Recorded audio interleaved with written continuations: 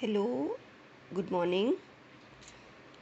आज का जो हमारा टॉपिक है वो है न्यूट्रिशन इन ह्यूमन बीइंग, यानी मानव में पोषण या पाचन।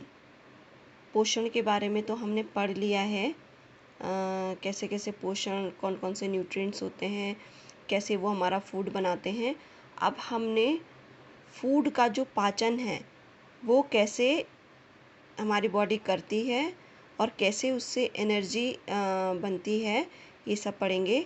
तो सबसे पहला प्रोसेस है हमारा इसमें डाइजेस्टिव सिस्टम यानी पाचन तंत्र।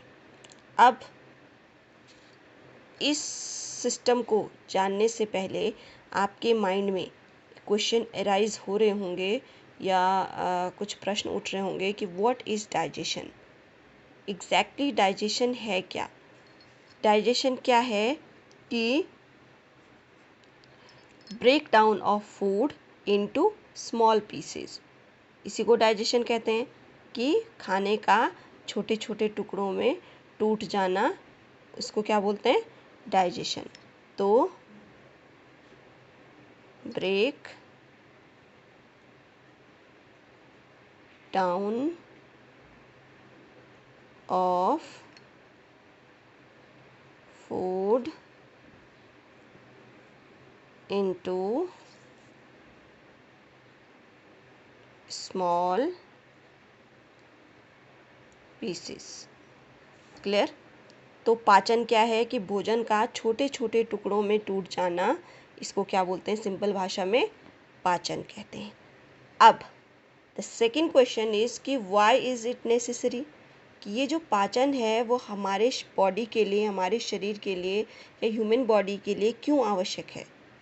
क्यों हम डायरेक्ट रोटी नहीं दे खा सकते, मतलब रोटी को सीधे निगल नहीं सकते? क्यों क्यों हमारे बॉडी में नेचर ने ऐसा एक प्रोसेस बनाया, ऐसा एक रास्ता बनाया है जो जिससे हम स्टेप बाय स्टेप फूड को डाइजेस्ट कर पाएँ। तो सबसे पहले इसको समझ लीजिए कि देखिए, आपको पता है कि हमारी बॉडी है वो बहुत सारे सेल से मिलकर बनी है ना? हमारी बॉडी बहुत सारे सेल से मिलकर बनी होती है। अब जो सेल होती है वो सिर्फ ये फूड मटेरियल जानती है। कौन कौन से जो हम खाना खाते हैं, कौन कौन से कार्बोहाइड्रेट्स, प्रोटीन एंड फैट। जो हमारे सेल होती है वो सिर्फ इन तीनों फूड कंपोनेंट्स को जानती है। वो भी कैसे? उसके सिंपलेस्ट फॉर्म में। इन जो फूड कंपोनेंट्स होते हैं इनके सिंपलेस्ट फॉर्म को ही हमारी सेल क्या करती है? पहचान पाती। अब देखिए, हम जैसे रोटी खाते हैं, रोटी क्या है? कार्बोहाइड्रेट्स है।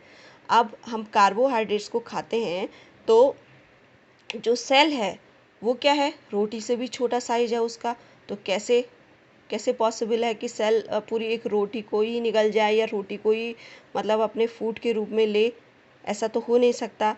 तो जो कार्बोहाइड्रेट्स है, कार्बोहाइड्रेट्स की खूब चेन होती हैं, लंबी चेन होती हैं, मतलब 200, 300, 500 ऐसे कुछ चेन होती है कार्बोहाइड्रेट्स की, इस तरीके से। तो हमारे सेल्स को क्या चाहिए होता है कि हमारे सेल्स को सिर्फ एक कार्बन चाहिए होता है, यानी उसकी सिर्फ एक पार्ट ही चाहिए होता है।